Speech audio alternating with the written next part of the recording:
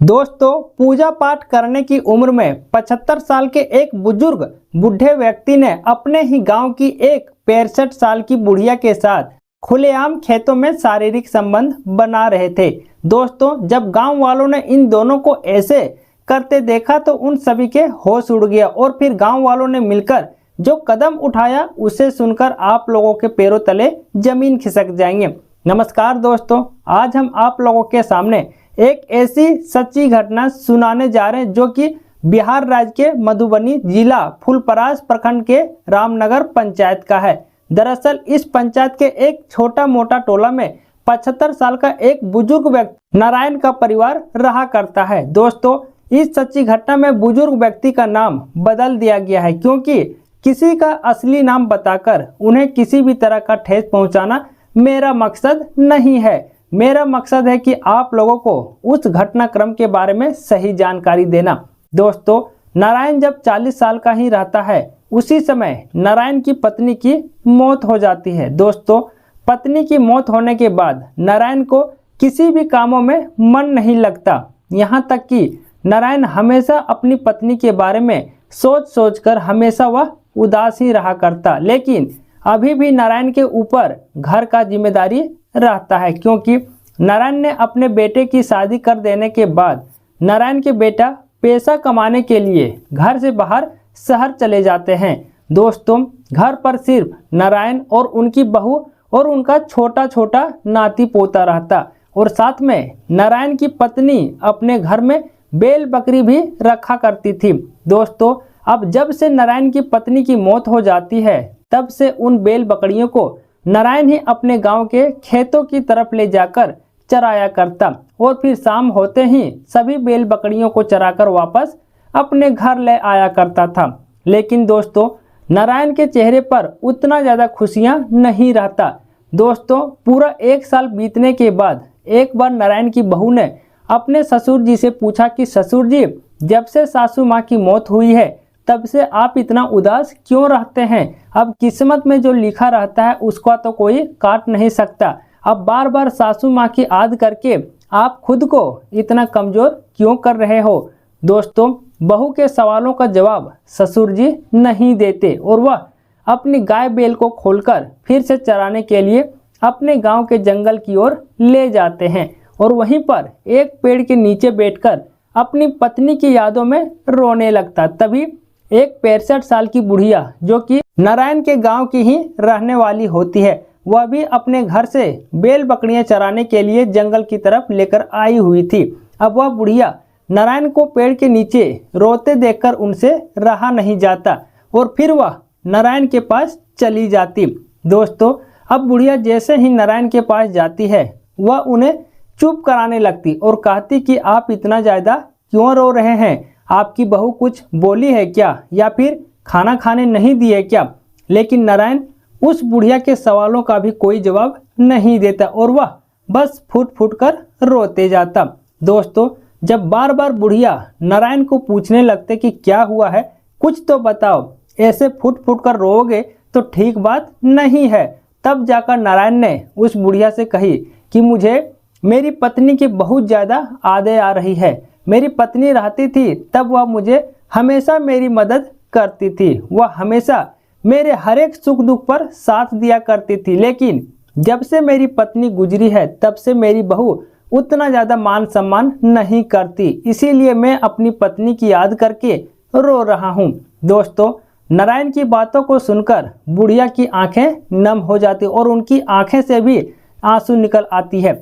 अब नारायण ने बुढ़िया की आंखों से निकली आंसू देखकर वह उनसे पूछने लगते कि तुम क्यों रो रही हो? तुम्हें अब क्या हो गया है? तो बुढ़िया ने बताई कि जैसा आपका हाल है बस मेरा भी यही हाल है।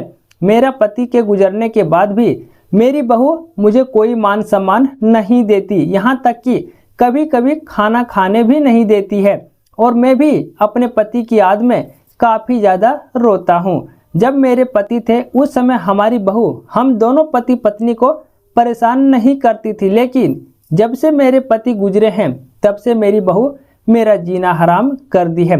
लेकिन क्या करूं, जब भगवान ने ही हम दोनों को ऐसा बना दिया है तो फिर और क्या कर सकते हैं। दोस्तों, अब इसी बातों पर नारायण और बुढ़िया दोनों अपने अपने घरों की स्थिति के बारे में बताने लगते हैं। दोस्तों, यह दोनों बात करते करते इतना बिजी हो जाते कि इन दोनों की बैल बकरियां अपने ही गांव के एक घनश्याम के खेतों में जाकर चले जाते और घनश्याम की धान को खाने लगते हैं। दोस्तों, अब इसी मौके पर जिस व्यक्ति के खेतों में नारायण और बुढ़िया की बैल बकरियां धान खा रहे थे, वही व्यक्ति अपने धान के खेतों में खाद डालने के लिए इसी समय आ रहे थे और खेत आते ही घनश्याम ने अपने खेतों में इतना सारा बैल बकरियां को धान खाते देखकर उनका तो होश उड़ जाता और वह काफी गुस्सा हो जाता। दोस्तों, अब जल्दी से उन सभी बैल बकरियों को मार पीट कर खेत से बाहर करने लगते हैं और गाय बैल के गोरखिया को बुलाने लगते। दोस्तों, अब घनश्याम के बुलाने की आवाज सुनकर नारायण और वह बुढ़िया दौड़ते हुए घनश्याम के खेतों की तरफ आने लगते हैं। दोस्तों, अब घनश्याम पहले से ही गुस्सा में रहता, अब उन दोनों को देखकर और ज्यादा गुस्सा हो जाता कि तुम दोनों एक जगह बैठकर गप्पे लड़ा रहे थे और मेरा सारा धान तुम दोनों के बैल बकरियों ने खाकर खत्म कर दिया है। अब मेरा जितना धान का नुकसान हुआ है उतना धान मुझे दे देना। इतना कहकर गुस्से में घनश्याम अपने घर की ओर चल देते हैं।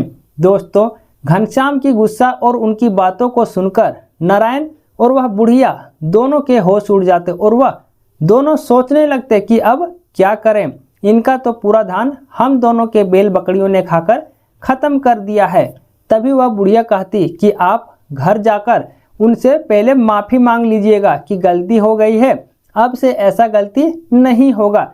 अब नारायण बुढ़िया की बातों को लेकर वह घनश्याम के घर चला जाता है और उनसे माफी मांगने लगते, तो घनश्याम भी नारायण को माफ कर देते और कहते कि अगर अगली बार इस तरह से खाते हुए देखेंगे तो हम नहीं छोड़ेंगे। दोस्तों, अब अगले दिन फिर से नारायण अपने बैल बकरियों को खोलकर जंगल की ओर ले जाते हैं और इस बार फिर से वह बुढ़िया भी अपने बैल बकरियों को लेकर आ जाती है, जहां पर फिर से वह दोनों एक ही पेड़ के नीचे बैठकर बातें करने लगते, जिसमें नारायण उस बुढ़िया से कहते कि आपने मुझे बहुत ही अच्छा सलाह दिया, अगर हम तुम्हारे बातों को इग्नोर कर घनश्याम से माफी मांगने नहीं जाते तो ना जाने वह मेरे ऊपर कितना का जुर्माना लगा देते। तो बुढ़िया कहती, हम थे ना, हम आपके ऊपर कोई जुर्माना नहीं लगाने देते, हम आपको बचा लेते। अब दोस्तों, नारायण को उस बुढ़िया की यह बातें काफी अच्छा लगने लगता है। अब नारायण मन ही मन सोचने लगता कि यह बुढ़िया बहुत सुंदर है और इनका भी पति नहीं है और मेरी भी पत्नी नहीं है। अगर यह बुढ़िया मेरे से प्यार करने लगेगी तो फिर हम दोनों जंगल में ही रोज मिलते ही हैं। इसी मिलने के बहाने हम लोग दोनों वह सारा काम करके रोज चले जाते, जिसमें से किसी को कुछ पता ही नहीं चलता। अब इतना नारायण सोच ही रहे थे कि बुढ़िया नारायण से कहने लगते कि किधर खो गए, क्या सोच रहे हो जी, कुछ तो बोलिए, आप एकदम पूरा चुप ही लगा दिए हो। तो नारायण कहते, कहीं नहीं, बस मन में कुछ विचार आ गया था। दोस्तों, अब वह बुढ़िया उनसे पूछने लगते कि क्या विचार आया था, मुझे भी तो बताओ। लेकिन नारायण उस बुढ़िया को बताने से डर रहा था कि कहीं उस बुढ़िया को यह बात अच्छा ना लगेगा तो फिर न जाने वह बुढ़िया मुझे क्या क्या बोल देगी। अब यही सोचकर नारायण उस बुढ़िया से कुछ ना बताते, लेकिन बुढ़िया काफ़ी ज़्यादा जिद करने लगती, ज़बरदस्ती करने लगती कि नहीं, आपको बताना होगा तो फिर बताना होगा। तब जाकर अंत में नारायण अपने मन की बात बुढ़िया के सामने रख देते हैं। दोस्तों, अब नारायण की यह बातें सुनकर बुढ़िया मन ही मन मुस्कुराने लगती है और कहती कि मैं भी यही सोच रही थी, मेरा भी मन कुछ कुछ कर रहा था, लेकिन मुझे बोलने में शर्म आ रही थी। अब दोस्तों, नारायण भी समझ चुका था कि यह बुढ़िया अब हमारे इस बात के लिए राजी हो चुकी है। दोस्तों, अब और क्या था, उन दोनों में काफ़ी ज़्यादा हंसी मजाक होने लगता। अब इन दोनों का हंसी मजाक इतना ज़्यादा गहरा हो जाता कि वह एक दूसरे को रोक नहीं पाते और फिर जंगल में ही दोनों वह सब काम करने लगते हैं। दोस्तों, अब नारायण को अपने घर में जो उदासी लग रहा था वह अब मन लगने लगता, वह अब खुश रहने लगता था, क्योंकि उसे मन लगाने वाला उनका प्यार मिल चुका था। और अब वह रोज़ सुबह जल्दी 8 बजे ही तक खाना खा पीकर अपने सभी बैल बकरियों को जंगल चराने ले जाते और फिर उधर से बुढ़िया भी अपने बैल बकरियों को चराने के लिए ले आती थी और फिर दोनों जंगल में ही एक दूसरे के साथ रोजाना छुप छुप कर मौज मस्ती करते रहते। दोस्तों लगभग इन दोनों का प्यार पूरे 10 सालों से इसी तरह छुप छुप कर चल रहा था, लेकिन इसके बारे में किसी और को कुछ नहीं पता चलता। दोस्तों एक दिन बुढ़िया अपने मायके पूरे 10 दिनों के लिए किसी जरूरी काम से चली जाती है, जिससे नारायण को उसके बिना मन नहीं लगता। अब 2 सितंबर 2025 सुबह के 11 बजे बुढ़िया अपने मायके से वापस अपने ससुराल आ जाती है। अब बुढ़िया के घर आते ही नारायण को पता चल जाता कि वह अपने मायके से अपनी ससुराल आ चुकी है। अब वह इशारों से बुढ़िया को बता देते कि आज दोपहर 2 बजे खेत की तरफ आ जाना, हम बैल बकरी लेकर चले जाएंगे। जबकि बुढ़िया का मन आज नहीं रहता तो वह जाने से इनकार करती थी कि आज हम नहीं जाएंगे, लेकिन नारायण ने बुढ़िया के साथ इतना ज़्यादा जिद करने लगते कि अंत में बुढ़िया को नारायण से मिलने के लिए आना पड़ता। दोस्तों अब दोपहर के 2 बजते ही बुढ़िया अकेले नारायण से मिलने के लिए खेतों की तरफ चली जाती है।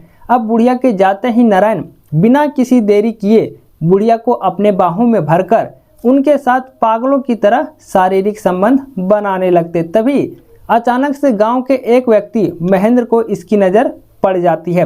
दोस्तों अब नारायण को बुढ़िया के साथ ऐसा काम करते देखकर वह अपने गांव के 5-6 लोगों को और फ़ोन करके बुला लेते हैं। अब सभी लोग नारायण को बुढ़िया के साथ ऐसा घिनौना हरकत करते देखकर दंग रह जाते। अब उन दोनों को पकड़कर अपने गांव में ले आते हैं और वहां पर एक बैठक रखा जाता, जिसमें से बैठक में यह निर्णय लेते कि इन दोनों की शादी करा देना चाहिए। दोस्तों अब भरी सभा में सभी के सामने 75 साल के बुजुर्ग व्यक्ति नारायण को 65 साल की बुढ़िया के साथ शादी करा देते हैं और उन लोगों को गांव से भी बाहर कर देते हैं। दोस्तों गांव से बाहर करने का असली वजह यह रहता कि नारायण और वह बुढ़िया दोनों अलग अलग जाति के होते हैं। दोस्तों यह सच्ची कहानी को सुनने के बाद आप क्या कहना चाहेंगे? अपना विचार कमेंट बॉक्स में ज़रूर बताइएगा। दोस्तों इस सच्ची घटना को बताने का मुख्य उद्देश्य किसी को परेशान करना या किसी का दिल दुखाना नहीं है, बल्कि आप लोगों को सचेत करना, सतर्क करना और जागरूक करना है। धन्यवाद।